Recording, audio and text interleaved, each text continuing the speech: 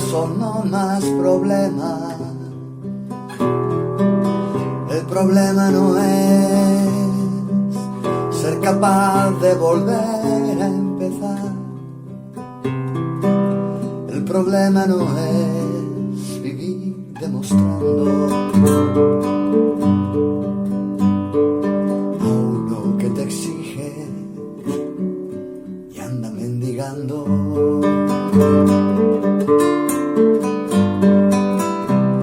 El problema no es repetir el ayer como fórmula para salvarse. El problema no es jugar a darse.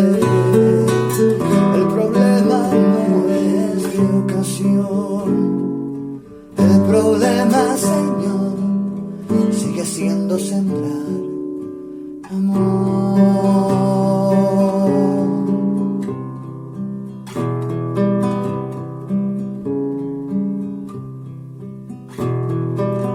El problema no es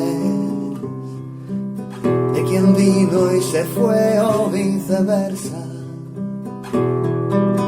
El problema no es de los niños que ostentan papá.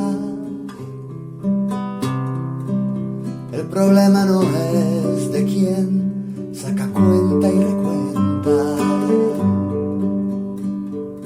y a su bolsillo suma lo que resta. El problema no es de la moda mundial ni de que haya tan mala memoria.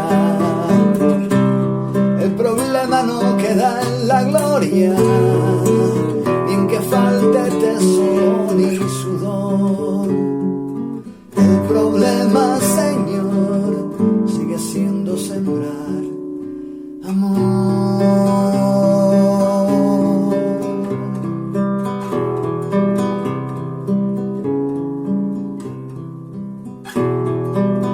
El problema no es despeñarse en abismos de ensueño, porque hoy no llegó al futuro sangrado de ayer. El problema no es que el tiempo sentencia extravío cuando hay juventudes soñando desvío.